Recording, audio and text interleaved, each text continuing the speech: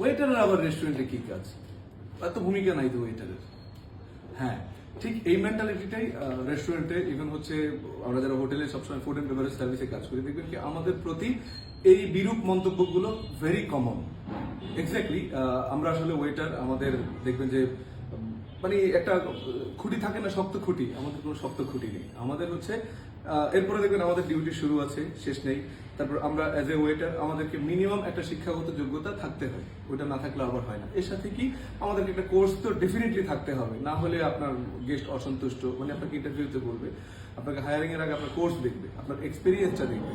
তো এরপরে হচ্ছে ওয়েটার শিক্ষিত হতে হয়, ওয়েটারের ইংলিশ স্কিল ডেফিনেটলি ভালো হতে হবে, কারণ বাংলায় কথা বলা একদমই নিষেধ। এরপরে হচ্ছে ওয়েটারের ডিউটি শুরু আছে, শেষ নেই। পার্টি যদি রাত 3টে পর্যন্ত হয়, ওয়েটারকে ওখানে প্রেজেন্ট থাকতে হয়। ওয়েটারের ডিউটি শুরু থাকে, শেষ থাকে না। তারপর ফুডের যত কমপ্লেন, ফুড রান্না করে কে? শেফ বা কিচেন প্রোডাকশন থেকে। দোষগুলো জায়গার ওয়েটারের, যত খাবারের দোষ সব ওয়েটারের। আসলে সে তো শুধু সার্ভিস করে। এরপরে হচ্ছে আপনার বিলিং এর সমস্যা, ওয়েটারের দোষ।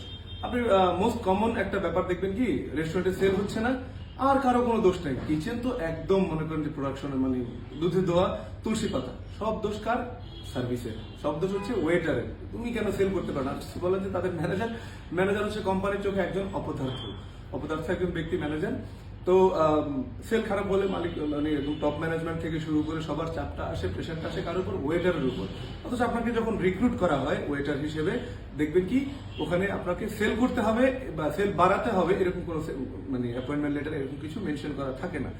এই একটা ব্যাপার। আরেকটা ব্যাপার হচ্ছে যে একটা ওয়েটারের স্যালারি স্কিল যদি আমরা বলি ইন বাংলাদেশ 8 থেকে 10,000 টাকা, বড় জোর 12,000। এর উপরে না, মানে গত 8-9 বছরে দেখছি না যে চেঞ্জেস আসছে, বা গত 10 বছরের সিনারিও দেখেন আপনি 10 থেকে 12,000 টাকা, এর বেশি ওয়েটারের স্যালারি হয় না।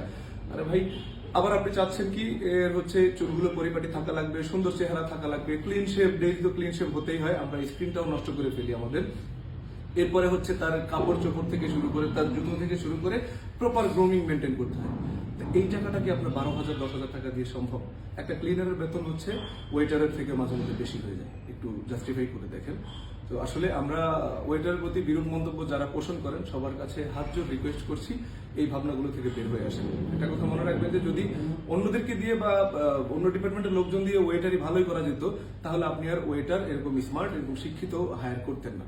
আর আমি তাদেরকে বলবো যারা বলেন যে ওয়েটারের কি কাজ, ওয়েটারের কি ভূমিকা, দয়া করে এক কাপ চা বানান, এসে রেস্টুরেন্টে নিজের মতো বানিয়ে খান, তাহলে বুঝবো যে ইউ আর দ্য বেস্ট। আসলে ওয়েটারের কোনো ভূমিকা নেই।